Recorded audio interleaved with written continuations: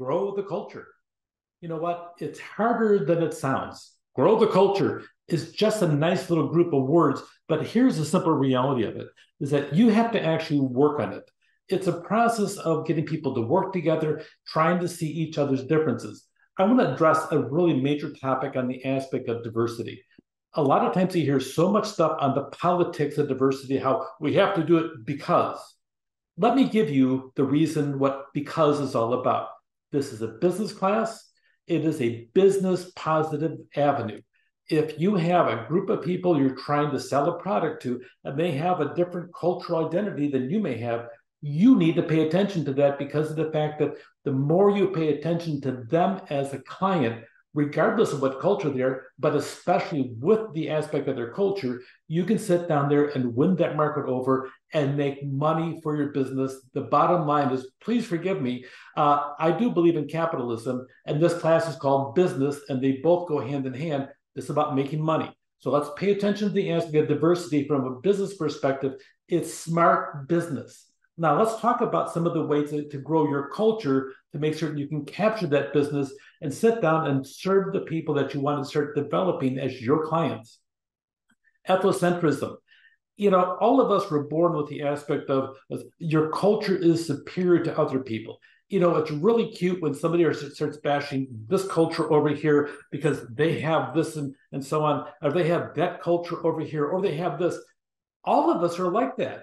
We're raised the fact that we like certain food. Our mother or our father or ourselves, we prepared this type of mix, this type of food for us, and we went and think that's the best thing in the world. I like pancakes, not just I like protein pancakes with chocolate chips in them. That's the best in the world.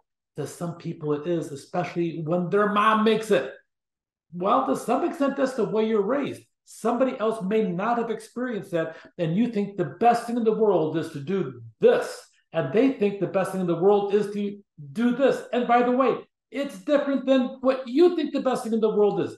So pay attention to what you're doing because of the fact that we all think our own ethnic group is superior to everybody else's because we're human. That's how it works. Stereotyping. Don't think because somebody is this color or pigmentation or they have this type of religious belief that they're all like that.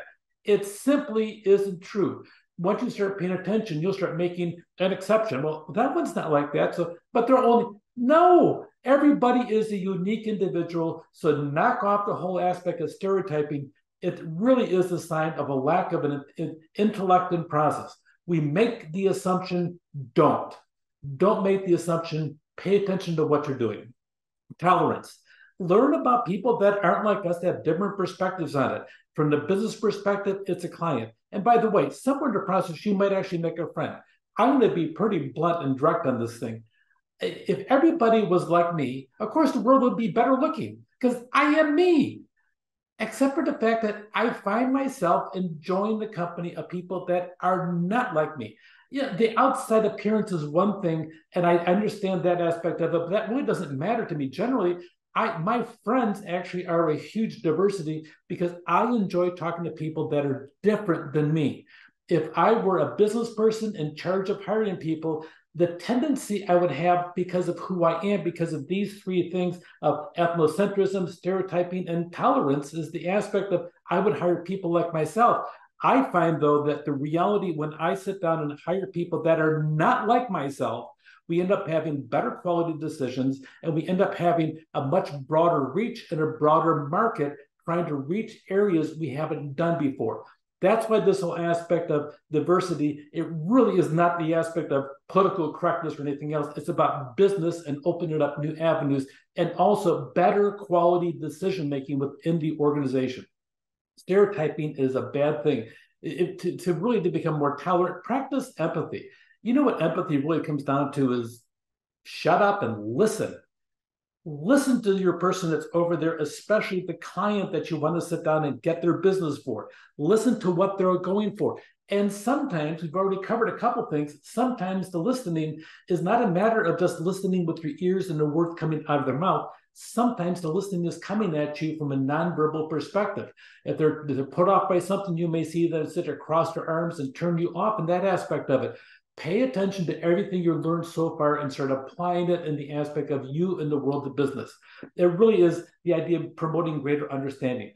To have good oral communication, especially as somebody, it's intercultural aspect. You don't know, you walk into a room and there's people that are different than yourself. Pay attention, use simple English. Don't get too arrogant or whatever because you have this communication over here. If you know they're already stuttering and stammering, make certain that you can sit down and calmly communicate to them. And if they don't get it, come back and repeat it a different way. And that way they can sit down and listen. There was a professor once upon a time, and she had really serious problems because I was observing her in the classroom. She would say, and she would ask a question of the class, and nobody would get it or raise their hand. She would repeat the same question the same way.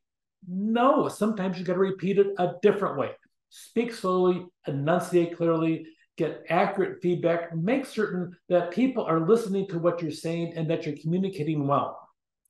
Check for comprehension, observe eye messages.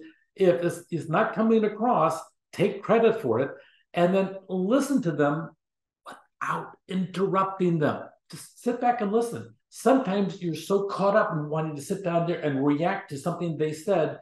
Sometimes you need to pause, smile when appropriate, follow up in writing. People have a different culture.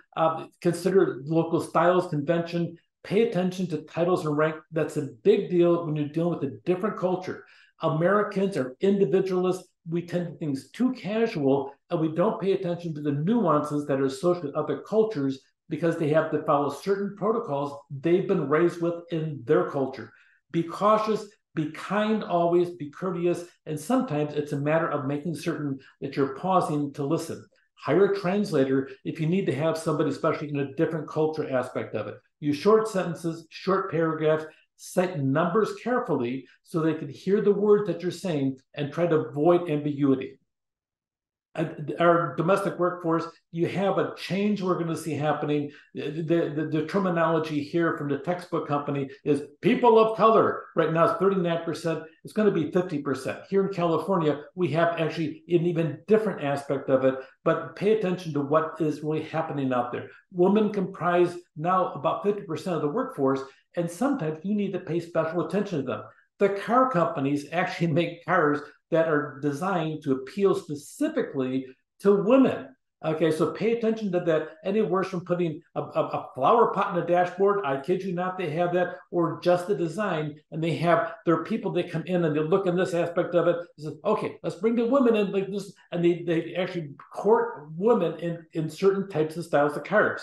You think it'd be everybody, but that's not the case. You'll have different cars that appeal to different people and also different aspects of it. So pay attention to what you have working now.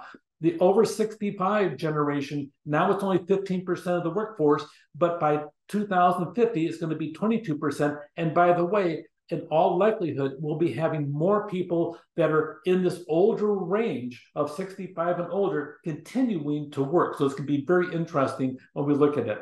Consumers, work teams out there, having a diverse staff, paying attention to a diverse customer base is a big deal, especially if as you grow and you reach out into world markets.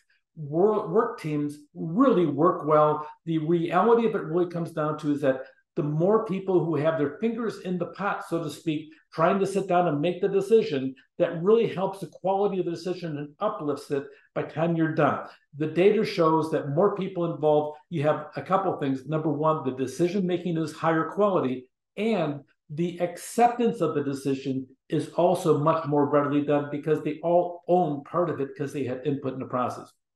Ways to prove, get training, understand the value of difference. Try to, the same as fosters this whole thing called groupthink. If everybody looks, acts, and thinks like you, probably the most important part is thinks like you, it's called groupthink.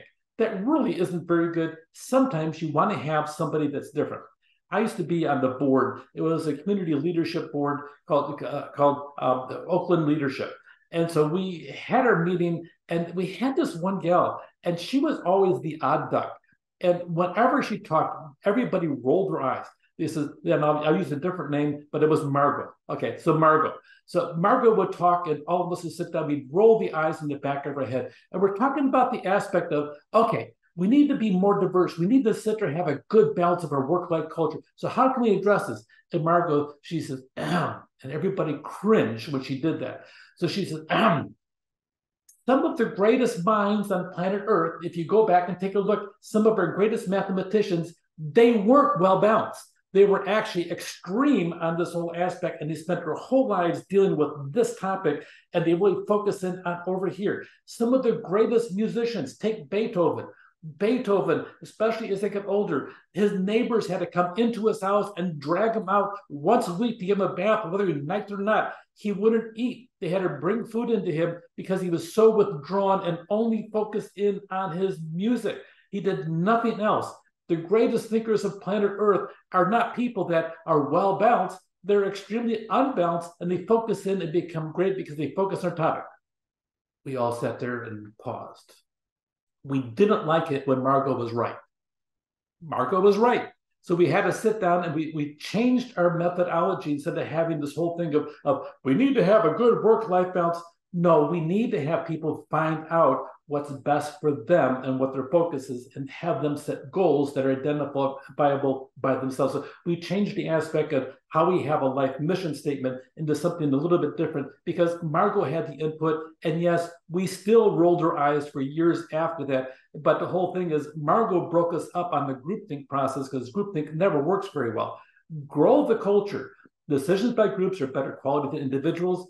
Diversity, it's not a political issue, it's a business issue and profit issue. Pay attention to that. Stereotyping is owned by all of us have it, and usually anytime we have it, it's wrong. And that's me, and that's you, and that's the neighbor next door and everybody else.